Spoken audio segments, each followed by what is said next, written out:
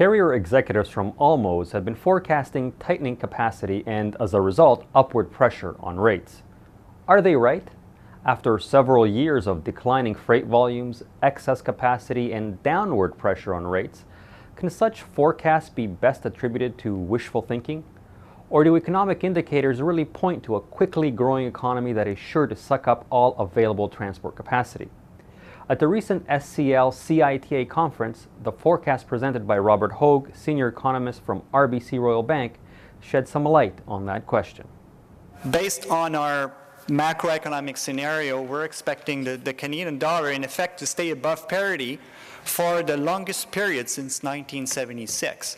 So just on that, on this alone, is going to represent a challenge for Canadian exporters. In a way, the positive thing is that it's not going to be, the difficulty for exporters is when the currency moves rapidly in one direction over another. It's the ability to adapt to quickly changing conditions.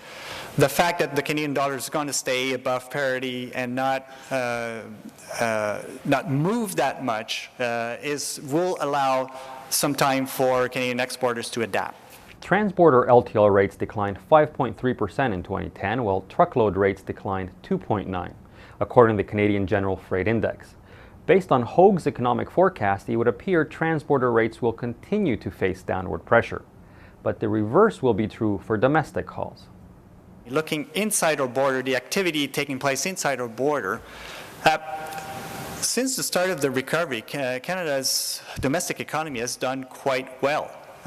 In retrospect, that recession was quite sharp but was short-lived, and the moment the recovery started, growth was reasonably strong. In fact, since the start of recovery, growth in Canada's domestic economy has been back to what it was before the recession. So the domestic economy in Canada is reasonably performing quite well. There is also a great deal of concern about how high fuel pricing will go and the resulting impact on fuel surcharges. Hogue had encouraging news for both shippers and carriers on that front. We think that the recent elevated levels included a fair amount of risk premium that came about the geopolitical events in North Africa and the Middle East, which is typical for markets in times of uncertainty. But we think that overall, as things unfold, now of course it's very difficult to predict what can happen on a geopolitical basis, but we think as things get normalized a bit, the uncertainties will start to diminish a bit and that risk premium will start declining. Our forecast as an annual average for WTI is $96, so it was below more the levels in recent months. So this implies that it might, at some point, fall below that level for a certain period of time.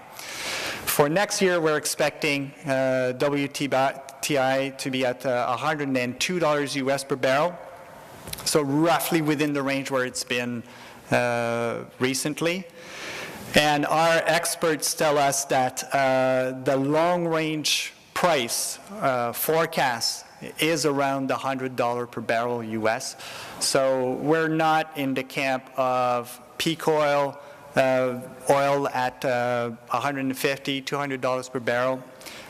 We just are not part of that group. So in summary, concerns about capacity and upward pressure on rates seem to be validated by economic forecasts on the domestic front, but not yet for transborder hauls.